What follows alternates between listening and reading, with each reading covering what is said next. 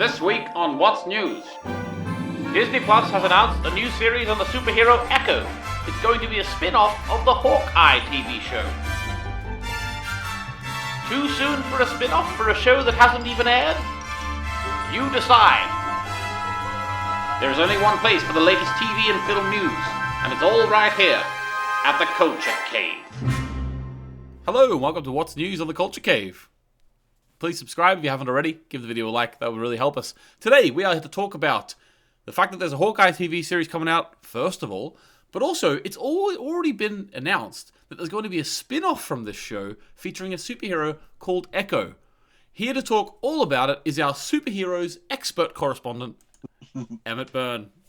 Yes, I'm waiting for my credentials to come in a diploma that I can put on the wall behind me. Yeah. But yes, so marvelous day for some marvelous news of another Marvel show. How many times can I say Marvel? But yes, it's spinning. Yes, exactly. It's spinning out of the Hawkeye series. So Echo is an interesting character in the sense of not necessarily one I would have immediately assumed we were going to get a spin-off for, but she's a more minor character in the sense that she hasn't made that much appearances. In fact, if you will pop behind me here for a second, one of the books I have behind me, this New Avengers run, is one of the few runs that she actually sort of appears in, and even then she's more of a background character than a big focus. Do you know much about Echo at this stage, or would you like me to fill you in a wee bit more? Well, I know that Echo was introduced. Echo's a deaf character and was introduced in the Daredevil series. Apart from that, I don't know too much. I think I do know that Echo is of Native American descent as well. She is indeed. Which I'm interested to see how Marvel handles that and whether they're respectful and how they go about it. Because we have seen Disney before, whenever they do particular cultures, for example, Soul, very, very, black culture was a heavy component of that film. So the one of the writers of the film was a black man. I'm wondering whether they actually do that with this character. Will they bring in Native American writers or Native American advisors? Interesting to see, but that's what I know about the character.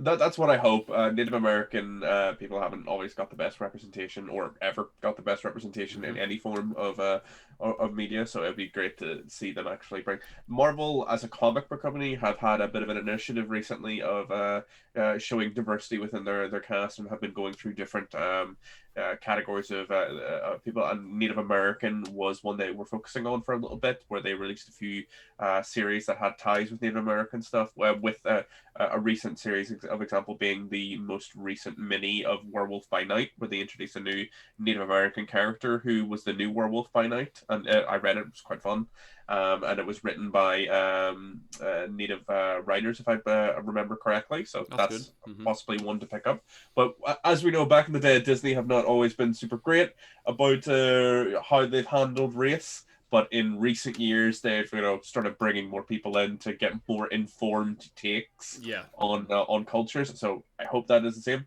But you're correct in what you're saying.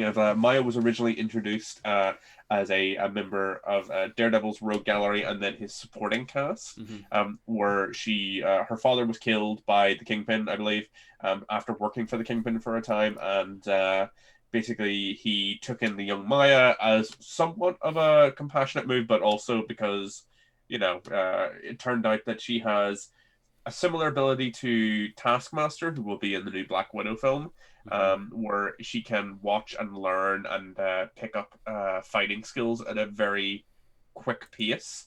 She can watch someone Hence like the name Daredevil. Echo. Yeah, exactly. It's where the name Echo comes from. She could watch someone like Daredevil and almost immediately pick up their fighting style, and it's the term is a photo muscular or whatever, something like that. There's a term for it. I can't remember, but it basically means I watch you, I can copy what you do. Anything you can do, I can do. Ability set. Her origin's very simple in the sense of father killed, taken in by X, told that X hero is the person that actually killed him. X villain probably is the person that killed him. So that's the setup. So you can very easily slot out Daredevil and slot in other heroes. They've done it once or twice before in other stories where they've replaced Daredevil with people like Spider-Man to do it. So my assumption would be for the Hawkeye spinoff, that we'll see like Daredevil replaced with Hawkeye in this context, and considering that this is during the time, some of the Hawkeye series seems to be being set during the time of his Ronin era. It's very possible that like maybe he did kill, because like in the cinematic universe, the characters aren't necessarily as reluctant to kill as they are in the comic books. Like it's that action movie thing where like you don't think about like you just don't. because it happens. Yeah, you don't think about like how many people John McClane kills, you're just like, it happens quickly, and it's just, you forget about it, or James Bond kills or whoever. Yeah, but the big connection between Maya and Clint in their shared history is the identity of Ronin. So at one point, Maya used the identity of Ronin to hide her identity while she was fighting crime in Japan, and later Clint took on the mantle. So Maya was actually the first Ronin, and then Clint took on the identity later. So in the MCU, it possibly could be reversed. Yeah, that's my thought process. Maybe she'll, come back as Ronin and be hunting Clint as Ronin. Which could be a fun vibe for the series. It is like, interesting, yeah. Yeah, like I said, like again, Maya doesn't have a whole lot of books, so there's not a lot of reading recommendations I can give for her. One book again is the New Avengers by Brian Michael Bendis, which introduced her as a member of the team. Originally, it was apparently supposed to be Daredevil under the Ronin mask, but after a load of people guessed it, he changed it to be Echo, instead. So Echo doesn't necessarily get to do a whole lot in that book, but you still see her for a bit, and she has appeared in the more recent run of Captain Marvel with Kelly Thomas and the Captain America run by Ta-Nehisi Coates. So she's been a supporting character very frequently. So this will be kind of her opportunity to take a center stage if she gets her own spin-off, which is very interesting, actually. Yeah, it's very interesting because if you look at the obviously the original series Hawkeye hasn't even been come out yet, and they've already announced this spin-off. If you look at the cast listing of Hawkeye, she is only listed as Maya Lopez. She's not listed as Echo yet, whereas other characters like Clint Barton is Clint Barton / Hawkeye. So I would imagine then that this might be somewhat of an origin for this character, and maybe he doesn't actually become Echo or go by Echo until the series comes around, which that would be interesting to me. Another thing to note is, so I'd like your opinion on whether you think it is a good idea to announce this early. But apart from that, I wanted to say about the actual Hawkeye series coming out. Through looking at this story, it's made me actually look at the production of the Hawkeye show, and they've actually got a very good cast in this show. They've got they've got Brian Darcy James, who you might actually remember from 13 Reasons Why. He was the father in that, of Hannah. And then they've also got Florence Pugh, who you might know from Little Women. Fantastic actress. I think she's also in Midsommar as well. Then you've obviously got Jeremy Renner. He's Clint Barton. But then you've also got Haley Steinfeld, which you might know from True Grit when she was young. You might, if you're American, you'll just know her because she's a huge pop star. But she's playing Kate Bishop.